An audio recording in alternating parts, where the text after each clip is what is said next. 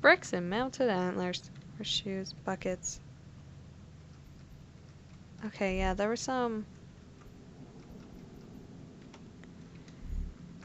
something we wanted to do for a quest.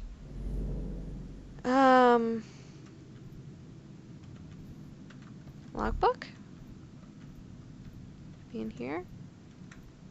Delivery request? Yeah! Okay, so we need more bear claws. We need to kill more bears. So paper, hair accessories, toy dolls, golden rings, and soap. I'm actually going to write this down, I think. If I can find what I need. Paper? Hair accessories? Then toy dolls. I guess I probably could have just put dolls. Just save us some time. And then I just do everything very convoluted on my note. Ow. And stab myself with a pencil. Because why not? Golden rings. And soap. Because soap is kind of, important. Not important, but it's a nice luxury. How about that?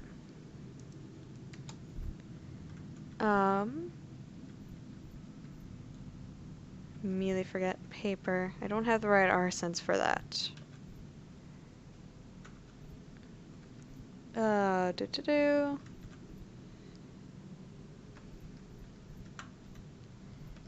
don't think I think soap or paper might be the only recipe I have, which doesn't really work. So, yep, can't do any of those yet. Not yet. Oh, hi, Keelys. I'm good. I don't need to play with you. I don't need to do those side games. Maybe if I was playing this in my own time and not for a Let's Play, I might have messed around with it more. But yeah, I think my audio issue seems to be done in... Okay. So yeah, it's just water. Ah! Didn't need to do that, but I did. Look at the ship. It's so nice. It looks like an actual ship that's floating. Oh look, the textures just came in a bit more. Okay, you know, it's taken over an episode to get to this point. Oh, I've been so out of it, I'm sorry. Let's do this. I probably could have just gone around the inlet. But I didn't.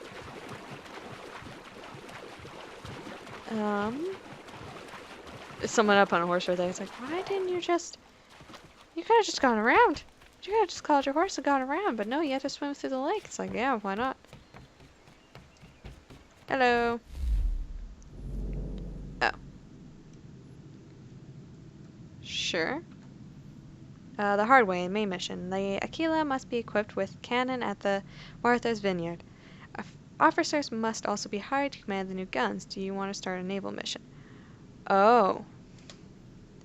Oh, okay. These are the naval missions everyone was talking about. Okay. Look! Labrador. Newfoundland and Labrador.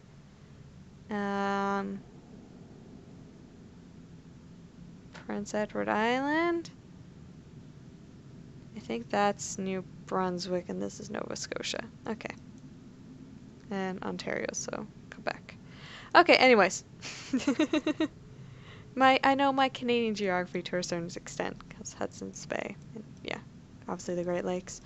Okay, let's go do one of these naval missions. Come aboard and feast your eyes, boy. Oh, I don't think you're drunk. No, not the left foot. Never the left foot. Horrible look. Step with your right foot first. Okay. She is solid? Aye. weatherly and sleek. She'll fetch 12 knots in a stiff gale. Ne'er a ship from here to Singapore can outrun her on her best day. What do you say we take her out? Show you what she can do firsthand. Where would we go? As it happens, she still needs guns and the officers to command them. We'll launch straight away. Don't worry, lad. I'll make sure you sprout good sea legs. Haul in the mainsail! Get up the rigging! Hand over fist! Come on, men! Let's get her out where she needs to be! It looks like such shallow water for such a big boat. But I don't know. I don't know what I'm talking about. I don't know ships.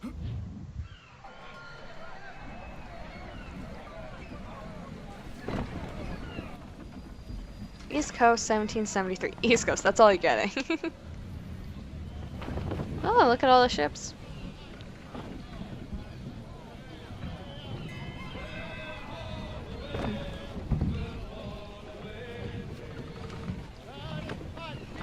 Come on, lad. No time like the present. I'm taking the helm? Why? She's running stiff. Double time, boy. It's time you learned. Why? Come on. She won't bite. Why are you teaching me? Okay. You're connected Press. to her now. Listen and feel. She's idle. If you call for half sail, the men will hop to it and she'll pick up. Half sail! Ha! Your killer flies again! Do you feel it, lad? Set a course for Martha's Vineyard. We'll find our guns and officers there. She's a nimble vessel, but the faster she goes, the more cumbersome she grows. And the firmer your hand needs to be. Enjoy this stretch of open water before we come upon those shallows. Call for full sail if you like. So in other words, yes. We need every knot, full sail. Okay, I'm gonna crash this. I was good at the gondolas, and now you give me an entire bloody ship. Wind looks to be shifting. Stay alert, Connor. Gusty winds can be difficult to manage. Okay. It's just like a kayak. I don't even know if I'm going the right bloody direction. Oh boy. This is gonna be one of those things where the one thing people really liked about this game, I'm like, I don't know about it. So at the moment, I don't know how I feel. Won't get very far beached on a shoal. Oh, was there... Now, Yeah. take us through these shallows. Careful not to run up on them. The sandbars will slow us down, but the rocks will put a hole through a hull. And if you want to make a quick tack, call for half sail. She's more maneuverable then. Okay. I'm just gonna follow that boat, because they probably know what they're doing. Come on, I'm scared to go anymore. Okay. Ah, this is a very tight Mind strait. those other vessels. Hold your tack to keep you right of way.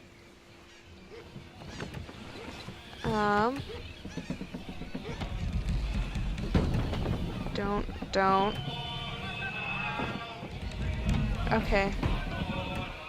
That seems like a better way to go. And a ship did come back this way, so I'm hoping it'll be fine. Oh, there's a sunken ship literally right there. I know I could go full sail, I'm just not. Not when we're in these shallows at least, because that seems dumb. Oh boy.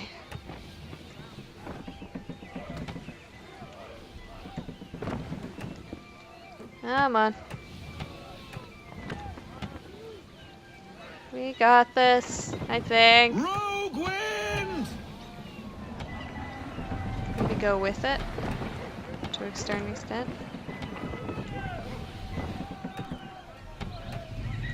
Ooh, nope. Come on, don't be as shallow as I think it's gonna be. Come on. Come on. okay. It's okay. Why am I talking to it like it's a scared cat? Oh. Dock at the pier. Oh boy, I don't know. Cottages. We're close. Okay. Sure. Sure, this is fine. This is totally fine. Yep. Mm-hmm. Nope. Yep, this ain't stressful in the slightest.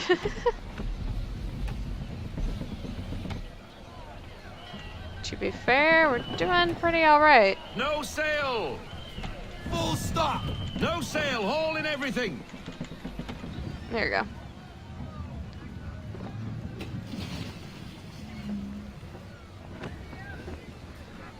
Did we just miss some audio of it? I don't think I got some audio. I don't know if you guys heard it or not.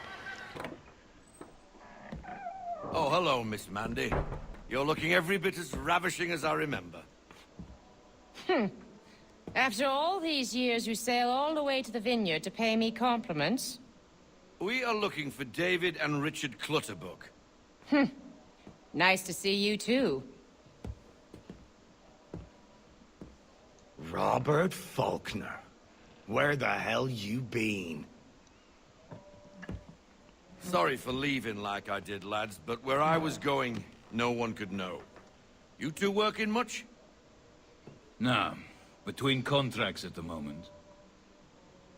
Well, we're looking for gunnery officers. What would you two say to working with me again? We'd be for getting into a few more scraps. Good show. The Aquila is a fine vessel. We're fitting all the guns as we speak. Looks like your friend's about to catch a beating. Where is Charles Lee? Oh, I don't much care for your tone, boy. Hey, you don't want to be doing that, Biddle. Bobby Faulkner turned to wet nursing. It's good you finally realize you're a shite sailor. Whoa, whoa, whoa, not in here, gentlemen. Better still, not at all. Bobby, take your friends and get out! Let's go, boys. Our guns ought to be ready. Come on.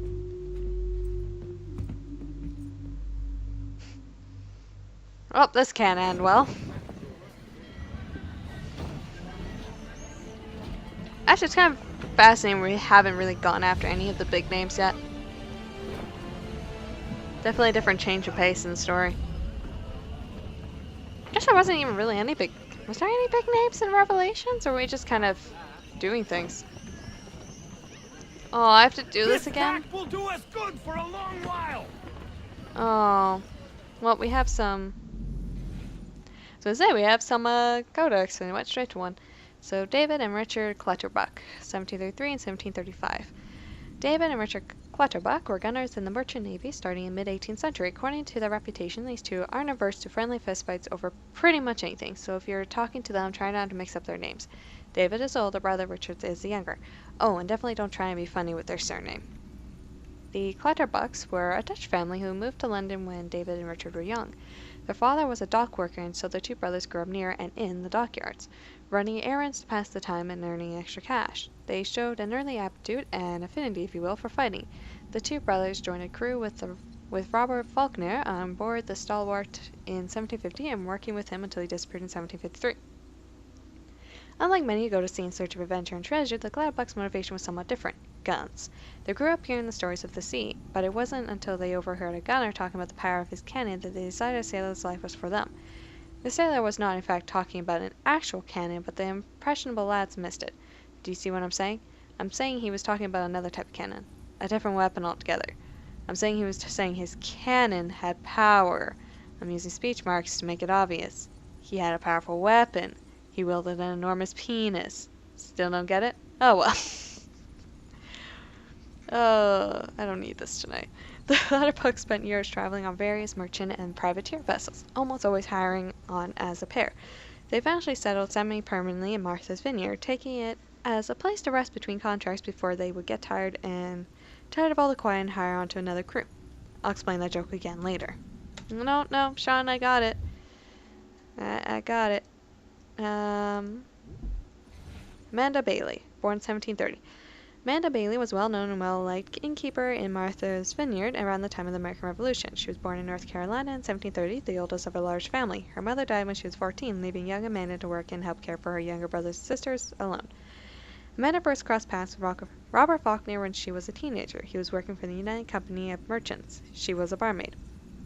Clearly a recipe for romance. They exchanged letters, I suppose it was the texting of its day, which stopped when Faulkner disappeared from Halifax to join the assassins. Sad face. Damn it, Sean. Despite reports that Faulkner had fallen overboard and was dead, Amanda felt he was still alive, somewhere, and after several years she went in search of him, possibly so she could give him hell for abandoning her, but I'm speculating. She never found Faulkner and eventually settled in Martha's Vineyard, taking a job working in the local inn, which she later purchased. Amanda had a born talent for leadership and organization. She was responsible for setting up the first school in the area, not to mention advocating for the improvements to the docks to bring in more business. Her inn was a hub for gossip during the Revolution, particularly if you wanted the latest ship movements. It will probably come as no surprise to you that she was a spy for the Patriots, but that's only been publicly known since 1919 when a box of her personal correspondence was found, including some coded notes in Benjamin Talmage's handwriting. Well, yeah, innkeeper, famous inn, good place for a spy. Nicholas Biddle, born 1750. Nicholas Biddle was an ambitious young sailor who became one of the first captains of the Continental Navy. Biddle joined the Royal Navy in 1770, I mean the British side, but when the American Revolution started, he offered his services to the Continental Congress. So a traitor then, though it's funny how you lot don't generally see it that way. Anyways, while he was only a midshipman for the British, Congress quickly gave him command of his own ship, the Franklin. In 1776 was offered an even better deal, command of a brand new ship named the Randolph. History is mute on the reasons behind Biddle's rise to prominence. However, I think I might be able to solve the mystery. We saw a church recruiting him when Connor stopped at Nantucket. Biddle eventually became a privateer for the Continental Congress, patrolling British shipping routes, harassing their ships and keeping the spoils for any he could capture. He had a reputation as an excellent captain. He divided the spoils evenly and never used corporal punishment against his crew. What a softy. Pitiful, really, though I think you can see why that would be a job perk. Is there any more? Nope.